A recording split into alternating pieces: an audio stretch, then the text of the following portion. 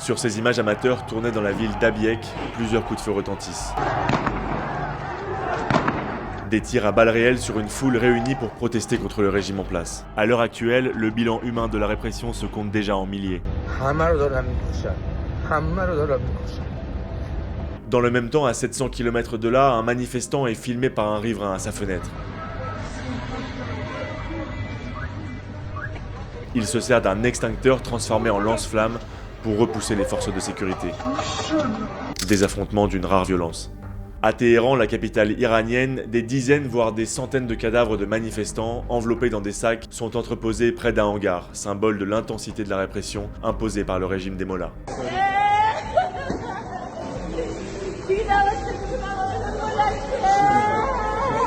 D'une étincelle née dans le bazar de Téhéran à des cortèges de centaines de milliers de manifestants dans les rues, comment la situation a-t-elle pu si vite dégénérer ? Quelles sont les revendications du peuple et ont-ils une chance de renverser le pouvoir ? On revient sur le soulèvement iranien qui secoue le pays depuis plus de 2 semaines. La dernière fois que les rues iraniennes s'étaient soulevées avec une telle ampleur, c'était en 2022. À l'époque, le peuple était descendu dans la rue pour protester contre l'assassinat de Mahsa Amini, tué par les gardiens de la Révolution pour une supposée violation du port du voile. Mais cette fois, la bascule est tout autre. On est le 28 décembre 2025 et des centaines de commerçants du Grand Bazar de Téhéran, le marché central de la capitale, décident de fermer boutique et de descendre dans la rue pour protester contre l'inflation galopante qui touche le pays. Depuis des mois, le coût de la vie explose, notamment dans le domaine de l'alimentaire où les prix ont augmenté de 75% en moyenne. C'est le poumon économique de l'ensemble du pays. Donc quand le bazar est fermé, si vous voulez, toute l'économie iranienne s'éteint. Très vite dans les rues, les commerçants sont rejoints par les étudiants d'une dizaine d'universités à travers le pays. Ils transforment rapidement le mouvement en une contestation globale du régime des mollahs. Les symboles de la République tombent les uns après les autres, comme ce drapeau déchiré par la foule, ou cette statue de l'influent général Soleimani, tué il y a 6 ans par les États-Unis. Dans toutes les grandes villes du pays, la tension monte, les rassemblements grandissent et dans un premier temps, le régime se dit prêt à écouter leurs revendications. Il faut écouter les revendications légitimes des manifestants et agir de toutes nos forces pour résoudre les problèmes. Mais le 3 janvier, soit une semaine après le début des révoltes, le régime des mollahs change de ton par l'intermédiaire de son dirigeant, l'ayatollah Khamenei. با معترض اما با اغتشاشگر حرف زدن فایده‌ای نداره اغتشاشگر رو باید به جای خودش نشاند. Une phrase synonyme de feu vert pour une répression sanglante. Au compte-gouttes, des images de policiers tirant à balles réelles sur la foule sont publiées sur les réseaux, comme celle à Abiek ou encore celle tournée à Kazeroun dans le sud du pays.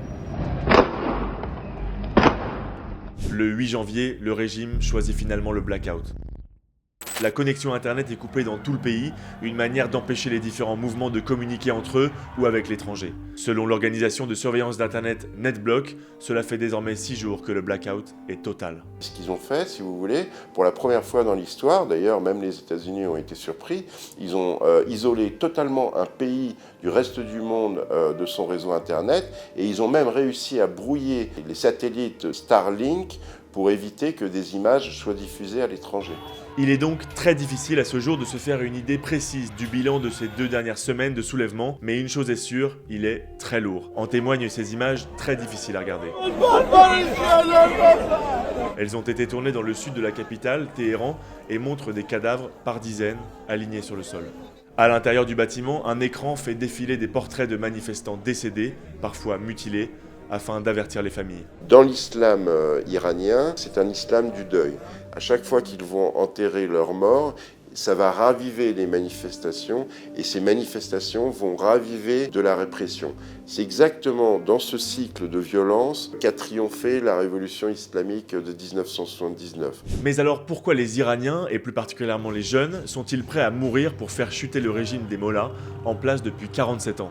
On peut distinguer 3 raisons principales. La première, et c'était l'objet des révoltes en 2022, c'est la privation des libertés individuelles. Dans la République islamique d'Iran, le voile est obligatoire pour les femmes dans l'espace public. Les jeunes filles peuvent être également forcées de se marier dès l'âge de 13 ans. Sur le plan politique, toute forme de contestation du pouvoir est interdite, les rares mouvements d'opposition au régime ne peuvent fonctionner librement à l'intérieur du pays, aucun syndicat, Plusieurs médias et sites internet ont été censurés ou brouillés, et il est bien sûr interdit d'avoir un VPN pour contourner ces blocages. La deuxième raison du soulèvement d'une partie du peuple iranien, c'est l'extrême violence du régime des mollahs. En 2025, l'Iran a dépassé la barre des 1000 exécutions, souvent par pendaison, faisant de cet état l'un des plus meurtriers du monde. Le code pénal islamique prévoit également des peines s'apparentant à des actes de torture, comme des coups de fouet, de l'amputation ou encore de la lapidation. En 2022, le monde avait également découvert la police des mœurs iraniennes, chargée de veiller au respect des lois en vigueur. Nous avions d'ailleurs filmé cette police dans une station de ski en 2016. Les femmes là-haut m'ont arrêté à cause de mes cheveux qui dépassaient. Enfin, et on l'a évoqué tout à l'heure, la troisième raison de la colère des Iraniens, c'est la situation économique du pays. Pour vous donner un ordre d'idée, aujourd'hui, pour 1 dollar américain, vous obtenez 1,45 million de rials iraniens, une valeur qui a quasiment doublé en un an. L'inflation globale est mesurée à 45%, ce qui a poussé les commerçants à descendre dans la rue. Les Iraniens sont plus pauvres que jamais. C'est un État en déliquescence totale, avec cette combinaison de sanctions internationales extrêmement fortes sur l'Iran et de mauvaise gestion à l'intérieur du pays. Ce mouvement de protestation est donc entré ce mercredi dans son 18e jour et il est encore très difficile de savoir s'il mènera à la chute du régime des mollahs. Beaucoup de facteurs peuvent faire basculer le destin du pays, notamment l'intervention ou non de puissances étrangères comme les États-Unis ou Israël qui avaient frappé l'Iran en juin dernier. Tous les problèmes de la région viennent du fait qu'entre les États-Unis et l'Iran, il y a une guerre permanente depuis 40 ans et qu'aucun problème n'est réglé. La solution la plus envisageable et la plus sage, surtout, c'est d'enfin engager des négociations. Donc si cette négociation a lieu, peut-être que ça peut déboucher non seulement sur une stabilisation de l'Iran, mais une stabilisation aussi régionale. Merci à tous d'avoir suivi cette vidéo, j'espère qu'elle vous a intéressé. Sachez qu'on sort une vidéo par semaine sur Réel Média, donc n'hésitez pas à vous abonner pour les voir. Moi je vous dis à bientôt.